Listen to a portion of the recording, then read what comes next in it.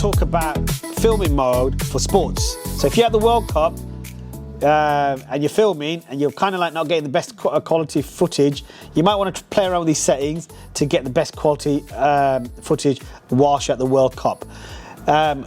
Question, who's the best game so far? Me personally, I think the best game so far was England versus Croatia. That was a pretty good game. Maybe about 20 minutes of good football. Some of it was a bit chunky, and I thought Croatia were pretty good at chunks, and I thought they were going to come back and beat them, and I was a bit worried because I'm in the UK and I support England, so that's a big thing for UK citizens. Another thing, got a competition. Name me when the Canon 7D was launched, and I might give you a free camera if you respond in the comments.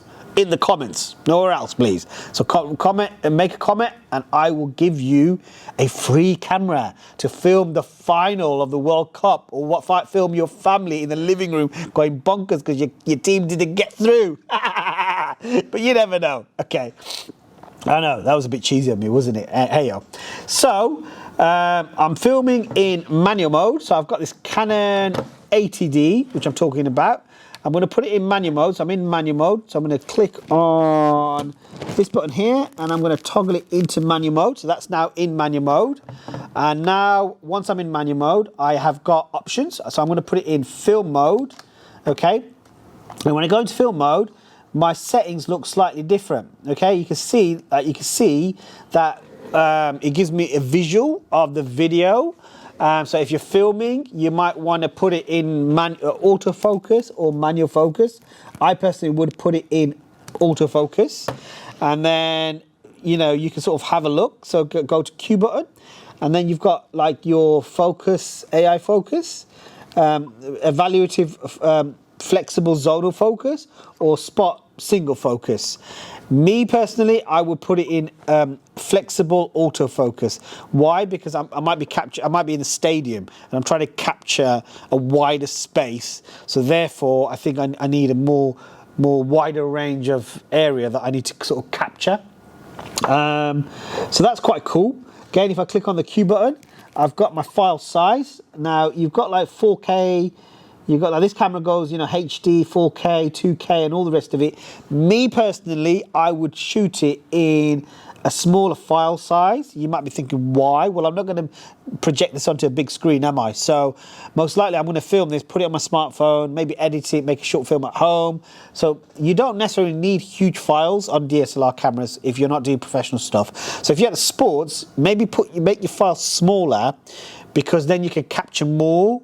And also processing wise, it will make a difference. You know, you don't want to be sort of kind of like put it in full HD or 6K and only film about 10 minutes while the match is about 90 minutes long. So my personal preference to this is put it in a smaller file size. What else? White balance. Me personally, if you're in a stadium, and America seems to be quite a bright, vivid place at the moment, put it in sunlight. Daylight, okay? If you're in a stadium that's low lit, put it in shade, okay? That might make a difference to the overall feel of your film. Or you can leave it in auto, but me personally, I will toggle between the two. The next thing I will talk about is light optimizer. At the moment, that's switched off, so you can leave that.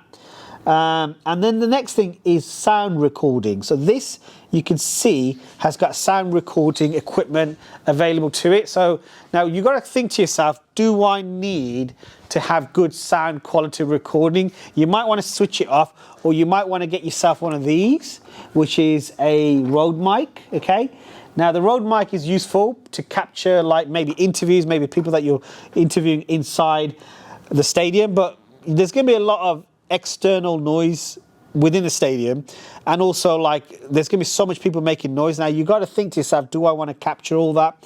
So you can sort of play around with that a little bit in your sound settings, but I personally would just leave that as it is, okay? You can change the volume, so you can increase and decrease the volume. So maybe you might want to reduce the dB volume down because of the fact that there's a lot of external noise within that space, okay? And I think that's about it in terms of like filming on this Canon camera for sports.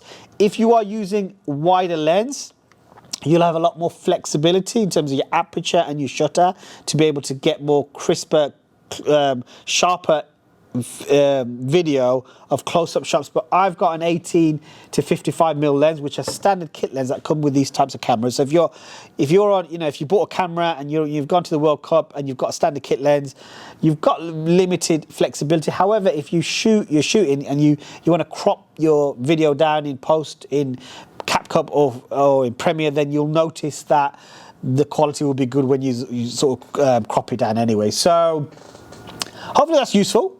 And if you're supporting a team, let me know who you're supporting. And if you enter the competition, name me when the Canon 7D was launched. You may win a free camera.